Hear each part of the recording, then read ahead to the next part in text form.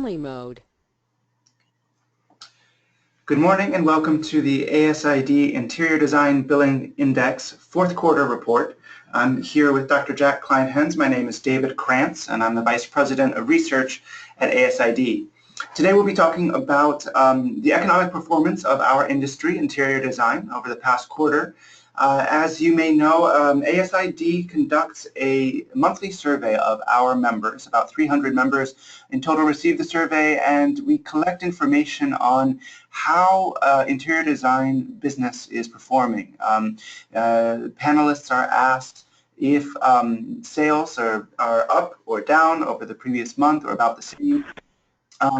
And a variety of other questions that we use to gauge how the industry is performing, and we've been tracking that over the past 3 months, and of course beyond that as well. We've now got a couple of years worth of data, which is nice because it allows us to put the performance of our industry this quarter in context over time. And since this is the fourth quarter report, we get a chance to look back over the calendar year 2016 and look and see what the index tells us in terms of how our sector is doing. We appreciate you being with us today and hope you find it interesting. I want to let all of the press online know that we are available as a resource to you. We at the research department of ASID take it very seriously, our chance to track this industry, to see how we're doing, to look for insights and provide that information to the press, to our members, and to the broader design community. So please call on us if you need a quote or if you need a data point. We're here to help you, and that goes for our members too. So with that said, let me introduce our panelists here. Again, I'm just pulling up a slide here. There we go. So yes, here's myself and Dr. Jack Kleinhens. He's a principal and chief economist at Kleinhens and Associates. Let's see. Today, I'm going to start by turning it over to Jack to give us a overview of how the Billings Index, what it's been showing us. Thanks a lot, David. And as you were mentioning, I thought maybe we should add a little bit more about the survey in terms of interpretation. Yeah. The results of the survey are compiled around what we call diffusion indexes. They're helpful indicators of changes in the direction of business and economic activity. And when you start looking at the data, which many of the following charts, they're going to be centered around a 50% index. And 50 indicates expansion, and below 50 measures contraction. So in this first slide, you get to see a little bit of the ups and downs of 2016. As you can see, the index in December and in the fourth quarter was above 50, as well as most of the year we saw the index perform in the expansionary territory. Now, as you recall, early 2016 started on a very soft pace. And in fact, the economy for the first 2 quarters of 2016, and going back to the fourth quarter of 2015, the GDP for the economy is growing at less than 1%. So as you can imagine, we're going to reflect some of the economic activity and the pluses and minuses. And we did start on a slow pace. If you're looking at the heavy blue and red line, those are 3-month moving averages. It helps us to sort through some of the volatility. Now, when we look at the year over year, the average score for 2016 was 56. You don't see it on the graph, but the average score across those dotted lines, and in this case, the dashed blue line is going to average out to 56. It was very close to the year before, 2015. Now, inquiries, which we don't show here, actually remained at a high level throughout 2016 and basically was approximately the same level of the index as in 2015, a tad close to what it was. So I think overall, not a bad year, actually a good year, relatively speaking. And I think in the next slide we'll see how firms perform based on their size.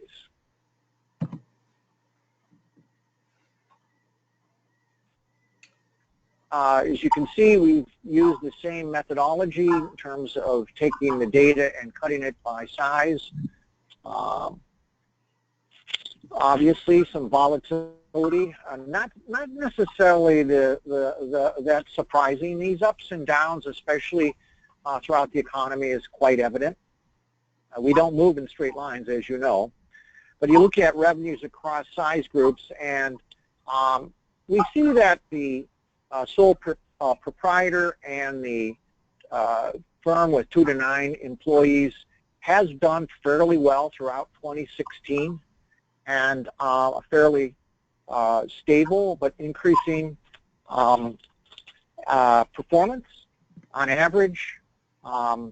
The year over year, when you look at 2016 and 2015, actually the 2 to 9 sole practitioner did better than the 2015.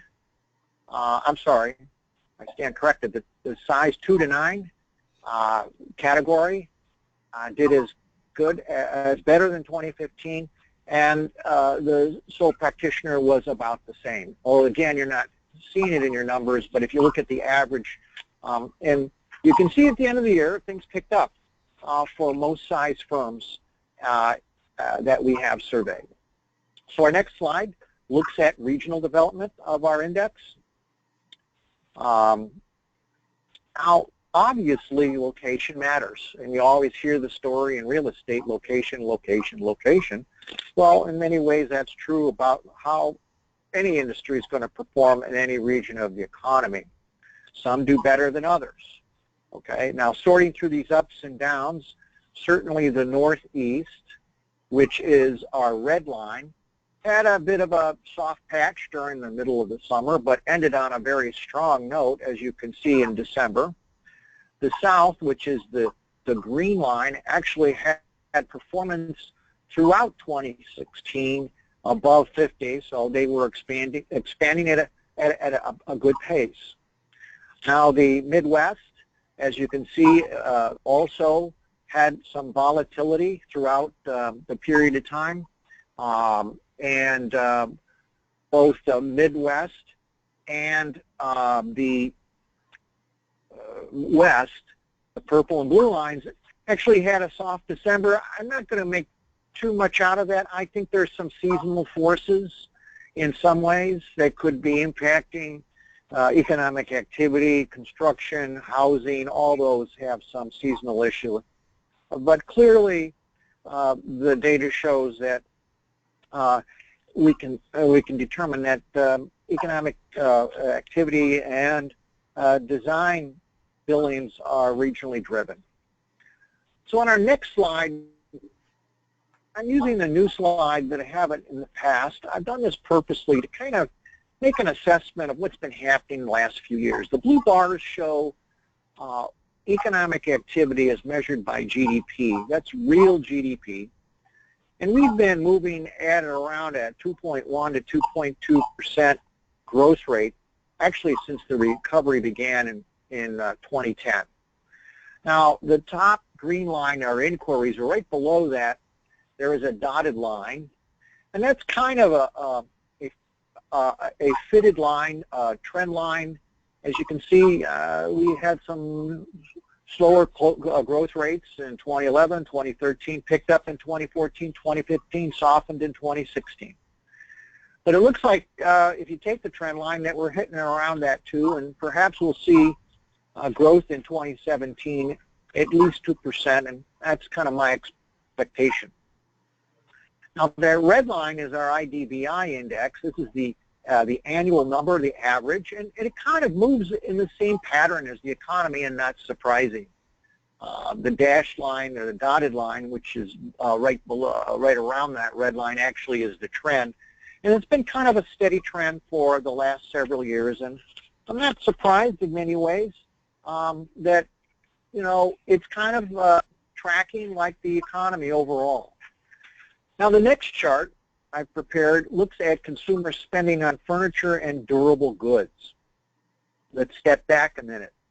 Personal consumption expenditures by households are services and goods. A large portion, some almost 65% of personal consumption expenditures are services. The remaining are goods. And within that goods, we have all kinds of purchases. And what I've singled out here is the portion of furnishing and durable goods that people are spending on a year-over-year basis. And it goes up and down, just as you would expect. The trend has been on a positive note since 2010, fourth quarter. And our trend, which is also shown as another dotted line, is pretty much kind of in sync with the personal consumption of furnishings and durable goods. Now, why do I point this out? Well, personal consumption expenditures are the backbone of economic activity, and the strength comes from employment and wages and the combination. So as we look at the average over the last several years, personal consumption expenditures have nominally, so that's basically with price changes in it, has averaged about 3.6%. Personal consumption expenditures, 3.6%, and furnishings and durable goods about 2.4%. But that 2.4% has been fairly consistent. Whether consumption goes up or goes down each quarter, about 2.4% of spending. So my message to a certain extent is that the industry is doing probably as good as it can, given about where households and businesses to a degree are expecting to spend on any kind of design services, and on just using furniture and durable goods as a proxy for that measure. Now, the next slide we have actually is a regular question that we ask every month from our panelists, and we ask them how they think the next 6 months are going to perform.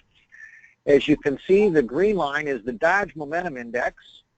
It's a national index that generally measures the non-residential expenditures, or generally construction related. And we purposely put that there because that kind of gives an indication of business sentiment as to, well, the reaction of business to spending, and it's been on a good, strong upward trend for the last almost a year or so, very strong late in 2016. The red line is the consumer confidence measure from the Conference Board. It is a measure of their expectations. That is, what they expect over the next 6 months or so in terms of employment, income, wages. And you can see there was a large uptick in December. Actually, it was the largest increase that they had seen since about 2003. Now, that was December, and we have the benefit of looking back because in January we already have that data, and it dipped backwards. And that increase may have been partly due to expectations around the election, et cetera, and those expectations are still in place as we hear about Congress talking about types of policies and the new administration coming in. Now, January moderated a little bit. When you start looking at the IED-BI ASID response, you can see that things started to look better and are expected to look better. And so I think overall it kind of augurs well, or argues for a fairly good outlook for 2017. And on the next slide, which will be my last slide before I turn it over back to David, we asked the question and then compiled this data. and we looked at how the data compared to 2015, and it's about the same, frankly. Our members are saying that they expect sales to be about the same as 2016 for 2017. Some are looking at better. I think these survey responses actually tell us that the outlook for the economy, for their businesses, is basically somewhat of a steady to improving for 2017. So when you think about it, the economy didn't do particularly well last year. It only grew at about 1.9% GDP, and many people, many analysts and forecasters like myself expect the economy now to be on firmer turf, and I think we're poised for solid growth, and we got to build on the momentum of consumer and housing sectors. So I think that'll be a strong indication of positive performance for this industry as we proceed into 2017. And with that comment, I'll turn it back over to my colleague, David. Great. Well, thank you very much, Jack. I appreciate that. And what I'm going to do now is actually kind of building on that last question. Now we're kind of in the bonus question section of our discussion. And what we do is when we ask the survey questions that give us the results that Jack just reviewed, we also pick up the advantage of the opportunity to ask some additional questions that might be of topical interest in any given month. And along with the last question that we reviewed, which is how do you expect sales to grow or decline in 2017, we gave our panelists a chance to comment. And I think that the comments we got are telling about where people are right now. Our panelists, many of whom are small business owners, and there were two kinds of responses in terms of the open text response. And the first kind was what I would classify as cautious to slightly pessimistic. Now, for example, we heard that someone said, well, we're preparing more quotes per project earned than in prior years. And that actually reflects a couple of people, someone saying, you know, people are shopping more than they were. It's not the first time we've heard that, but I thought it was worth highlighting. Another one is that, hey, it's going to get tougher for everyone trying to run a business. We've got some shrinking margins, we've got increased costs, and increasing client expectations. Now, to me, that gets to kind of a deeper level than perhaps than what our other questions do. You know, we're asking about how business is, that is, you know, inquiries and billings. But I don't believe that question really gets to, you know, what are your margins like, and are they shrinking, or are you, how are client expectations compared to what you're delivering? So so there may be some, you know, it's a tough world out there in this business sometimes, and we're seeing a little bit of that. Then there's this other question, and we'll talk about this a little bit later on, but there seems to be a little bit of anxiety. Someone says that they think everyone is holding their breath, waiting for the beginning of the next slowdown. We keep hearing maybe 2018 or 2019, and we can talk more about with Jack later on what the outlook might be, and I think there's an interesting discussion to be had there. Finally, the other quote in this categorization was that someone believes it's going to wane a little bit, business that is, due to a lack of labor on the construction side of the business, that people get tired of waiting. And again, that's not something new. We've been hearing now for a couple of years that it's hard to find the skilled labor to do the installations that our designers put together. So we're seeing some of that, and that came up in the quotes. And although there is an overall positive indication, as we just pointed out, about how they expect sales to be, either about the same, which weren't too bad, or slightly better, still there's some trepidation going forward. So that was one category of quotes, and the second category was political. I found it striking, actually, how many people chose to bring up politics in their comment section on the future. They asked, what's the status of the future direction of the interior design industry's economic performance? And they brought up politics. And that as you might expect, we saw about a 50-50 split on how people feel and how they think the new administration is going to be impacting their business. And that's reflected here. So a first person said that we saw a fair amount of wait and see attitudes. We saw, for example, someone here, it all depends on how Americans view the new administration and how free they feel in spending their money. We'll wait and see. Second one, I think things will loosen up once our current administration gets on track. Everything and everyone is in flux, worse than before the election.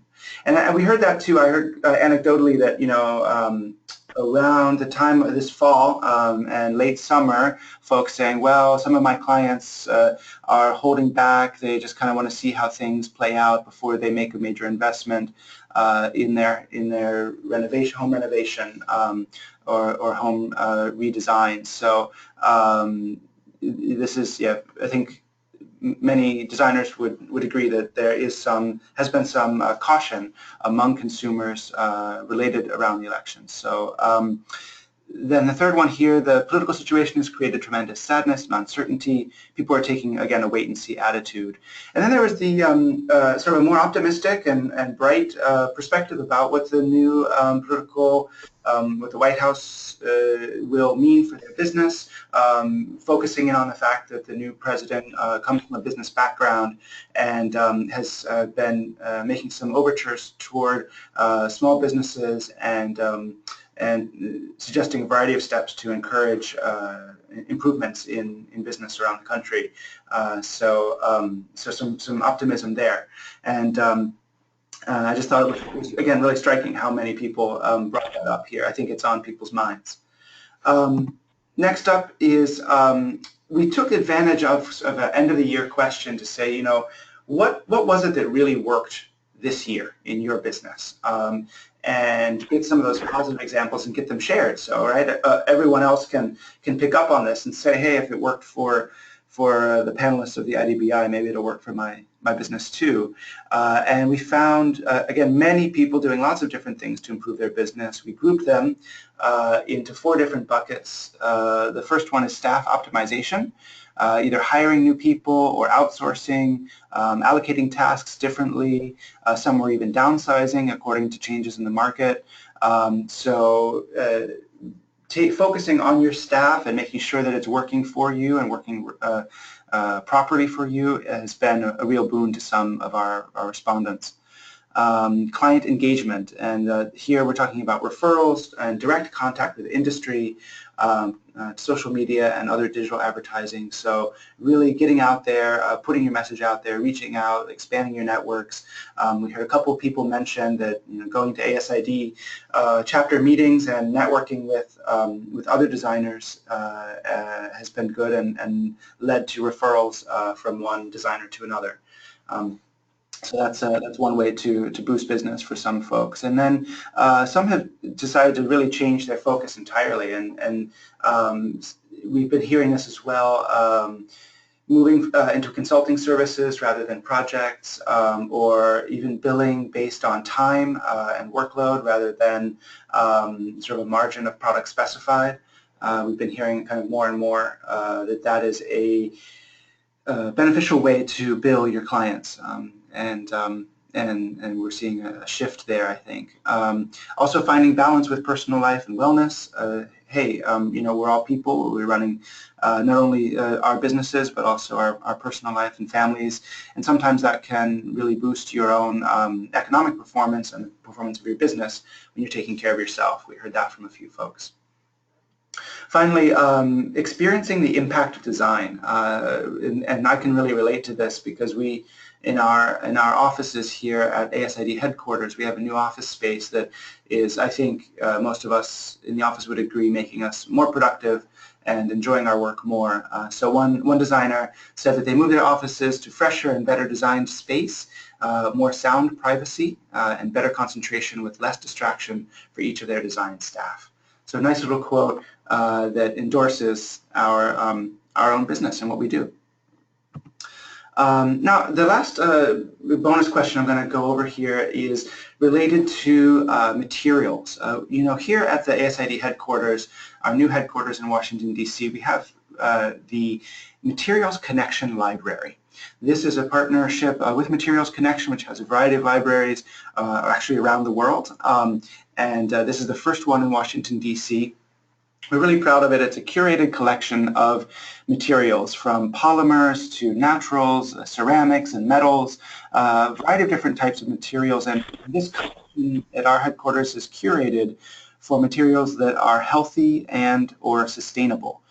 They've all got certifications of a variety of different levels and third-party analysis of where they come from. And that got us curious, how do the clients of our members feel or care about materials? Do they know about them? So we asked our panelists to rate what they believe their clients feel about different types of material properties.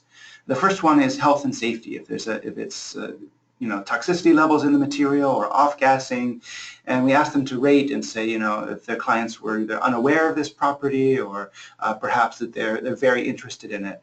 And as you can see, that the health and safety by this kind of heat map, the darker blue on that line shows that that they're somewhat aware of this material property. It's not top of their mind, but they're thinking about it a bit.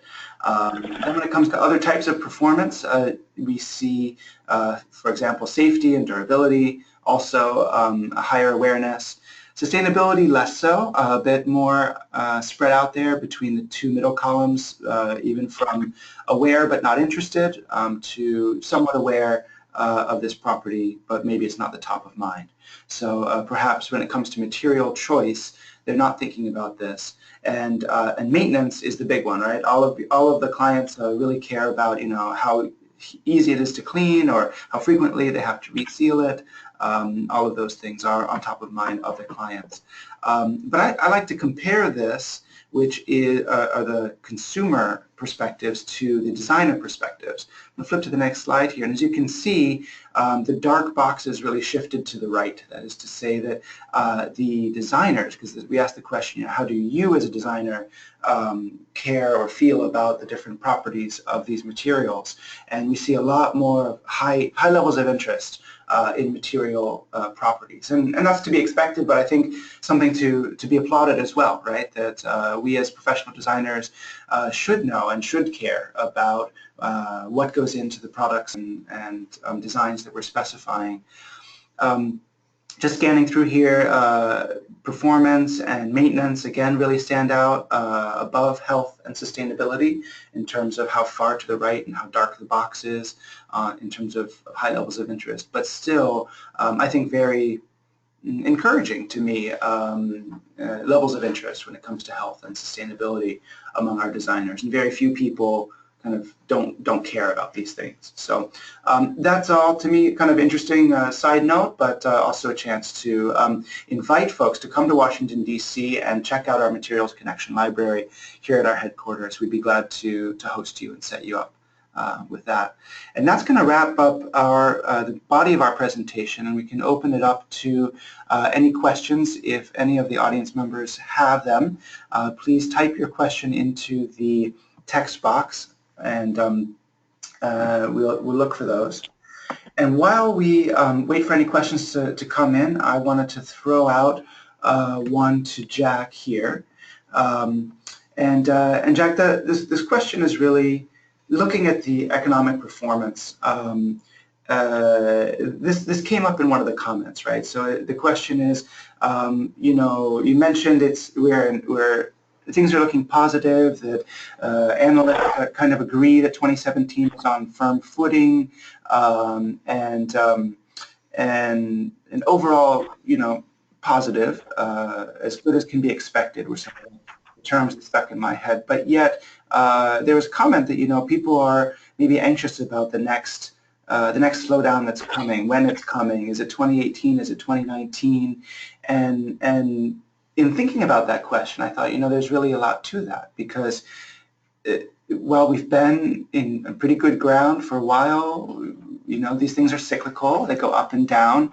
Last time it went down, we all got burned pretty bad, and once burned, twice shy, right? So we're nervous, Jack. What's going on? Should we be nervous about the next slowdown, or what can you tell us about when that might be coming, and maybe perhaps even what could be done about it? Well, in any given year, David, there's always about a 10 to 15% chance of a recession. But, given what the data is showing us, the economy looks very good. It could be better, as I mentioned earlier on. But we are coming in to maybe a little bit more strength in the expansion than we had seen earlier. I mean, we had a very strong 2014. When you looked at the growth in employment, it wasn't as strong in 2015 or 2016. But other factors, I mean, the driver of the backbone of this economy has been the consumer and consumer spending. And now we're starting to see a little income growth that'll help along the way. That is maybe some gains in wages. This has been disappointing for many payroll reports, but we are seeing some strength and some increases.